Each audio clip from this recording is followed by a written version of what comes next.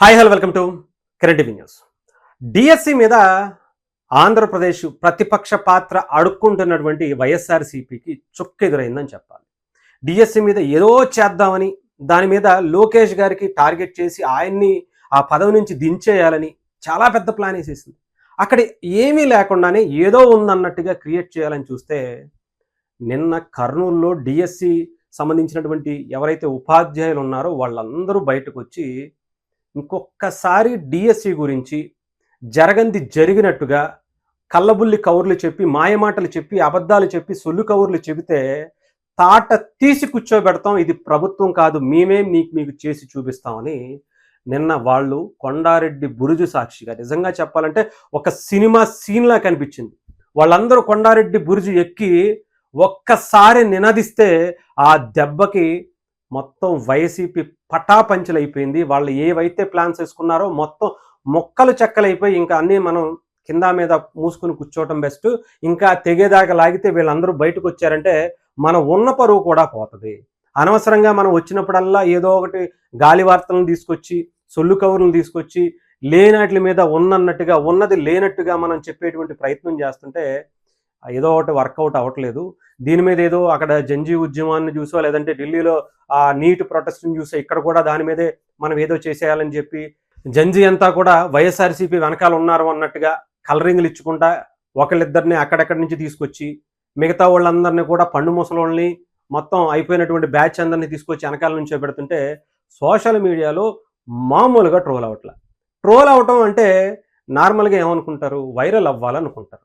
వాళ్ళు చేసేటువంటి ఏదైతే ఆ కార్యక్రమం ఉందో దాన్ని హైలైట్ చేయించాలనుకుంటారు. కానీ ట్రోల్ అవుతూ ఇంత దారుణంగా క్రిటిసైజ్ చేయించుకునేటువంటి పనిలో ఉన్నారు అంటే వీళ్ళు ఏది కూడా చిత్తశుద్ధితో ప్రజలకి అవసరమయ్యేటువంటివి, ప్రజలకి కావలసినటువంటి ఒక ప్రతిపక్ష పాత్రగా 100కి 100% వైఎస్ఆర్సీపీ మరొకసారి ఈ కార్యక్రమం ద్వారా కూడా 0 మార్కులు వేయించుకుంది అని చెప్పాలి.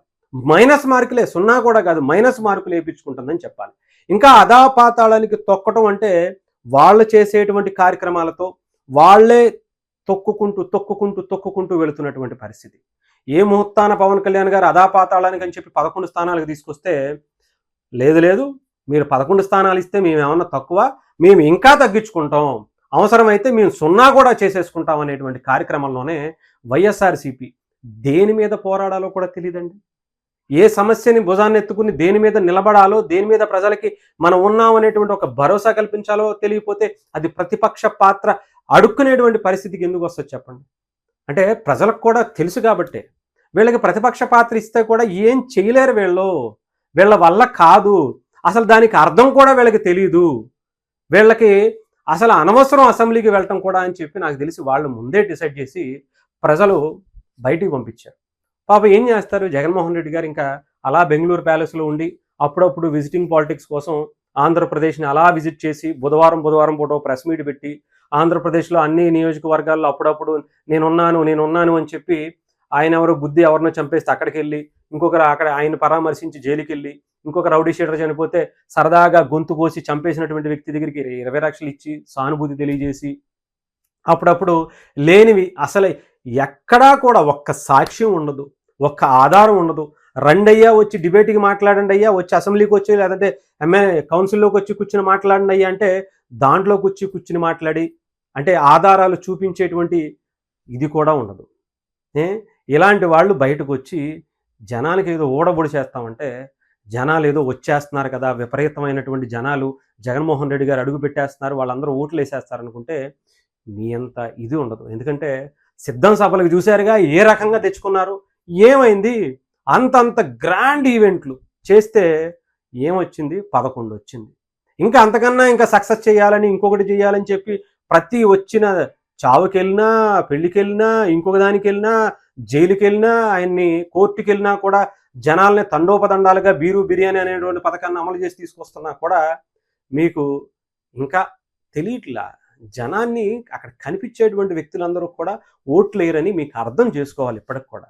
లేదు అంటే మిమ్మల్ని ఆ 11 స్థానాల నుంచి ఇంకా పైకి వెళ్ళేటువంటి అవకాశాన్ని జనాలు ఇవ్వరని మరొకసారి ఈ డిఎస్సి ద్వారా ఆ డిఎస్సికి సంబంధించినటువంటి ఎవరైతే ఉపాధ్యాయులు ఉన్నారో వాళ్ళు మీకు సమాధానం చెప్పేటువంటి రోజు రానే వచ్చేసింది. ఇది రాష్ట్ర వ్యాప్తంగా మీరు ఎక్కడ పెడితే అక్కడ ఆ కార్యక్రమాన్ని చీల్చి చెండాడేటువంటి పాత్ర ఈ డిఎస్సికి సంబంధించినటువంటి ఉపాధ్యాయులే తీసుకోబోతున్నారు, గుర్తుపెట్టుకోండి.